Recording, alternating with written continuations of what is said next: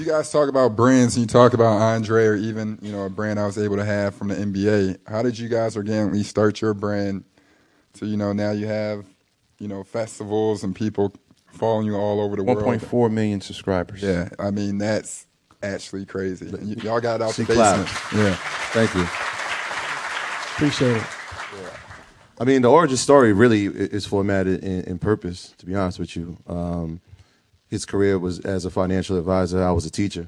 We had an opportunity. Every summer I took kids from my neighborhood, and they were part of this program where we would teach them about the things that they missed in the 10 months of school, right? So everybody goes to school, and they're like, I don't remember anything. I didn't learn anything. You ask your kid, what'd you learn today? Nothing, right?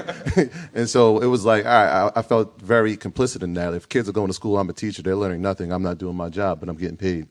And so there was an opportunity here, like we can educate kids about financial literacy, about college, about decisions that they were going to make around money at 14 with the hopes that if they got it at 14, they would be more advanced by 19, 20, 25.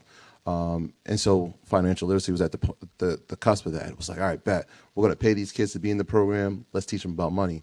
He had just started his career in advising. I'm like, this is perfect. You can come in. And so we started co-teaching that. Like I learned about finance from him. He learned how to have classroom management from me, create lesson plans. And so we did that. In my mind, the vision was I need to have this program throughout New York first, right? Because parents would see it. They're like, this is incredible. How do I scale this? I'm like, I can't figure it out. He was always into social media. He was like, this is how we do it.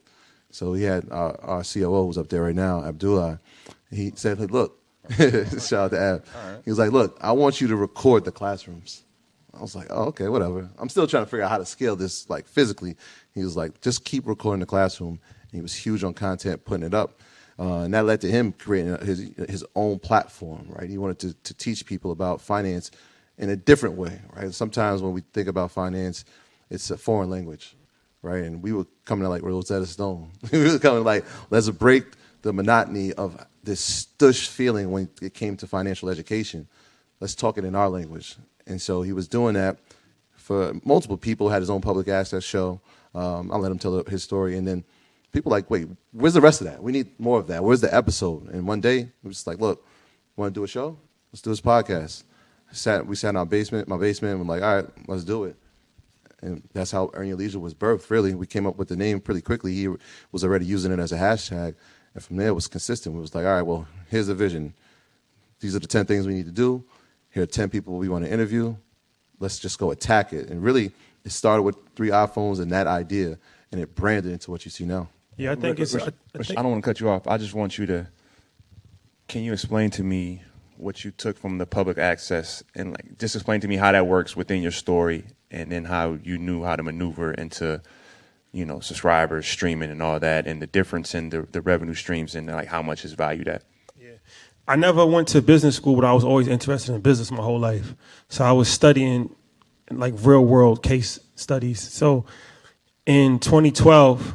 Instagram was like fairly new, and I got introduced to it, and like everybody else, I was on the app all the time. And when I'm first on Instagram, I'm just thinking like, this is a cool app. You get to share photos. At the time, it was no videos, and at that time, it was just for iPhone users. But I quickly realized something in this situation. So I used to follow this fashion blog, and the fashion blog had like 1 million followers at that time. And at that time, if you had 1 million followers, you could reach 1 million people. And what I realized was that what she was doing, the girl that actually was running the fashion blog, was that she would post like lookbooks on like, this actress wore this and this singer wore this. But in between the looks, she would do like organic ads.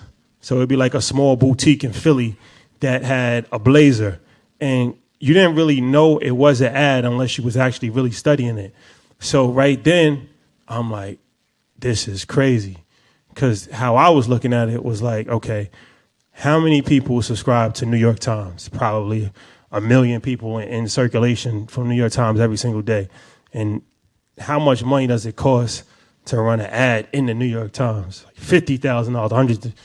How much money does it cost to run an ad on NBC, ABC? Millions of dollars, right? But I'm thinking, I didn't know.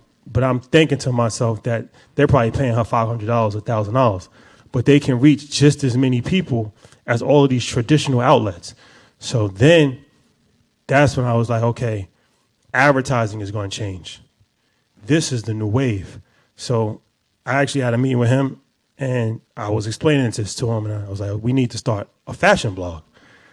And we did. We started a fashion blog. It was called Fashion Wave. And we actually got it to like 12,000 followers. But that was the original point, was like, social media is something that's going to take over the world. Most people have no idea how they're actually using it. They're just using it as consumers. But there's a business behind this. This is before influencer was even a word. This is before you had to put ad. You could just organically do it. That didn't work out, but the idea was still there. So the next idea was, I was a financial advisor at the time. So I wanted to become a celebrity financial advisor. That was my original goal. I wanted to work with athletes, entertainers, because I felt like I played basketball my whole entire life. And I was looking at the people that was representing athletes, and I'm like, I know that they're not from the culture. They're not listening to the music. I know the music. I'm listening to it. Why should they get to work with these people? I know I'm more qualified because I can actually sit down and have a conversation. But I didn't know anybody. I had no inroads. I had no advanced degree. And I didn't really have a way to actually get my way into the door. So the idea was to become a famous celebrity financial advisor, because I was looking at the landscape and I'm like, okay, social media has provided a platform for anybody to become a celebrity chef, a celebrity trainer. Previously, you could only become a celebrity if you was an athlete or an entertainer. But now you could be a celebrity anything. I'm like, well, you maybe be able to be a celebrity financial advisor, right? First of its kind. Anything is possible, right? Anything. Anything is possible, bro. Just maybe. So that's when all of the content comes into play, right? Where it's record everything. I'm mad we're not recording this, but that's the number one rule in life, is to record everything, because you never know.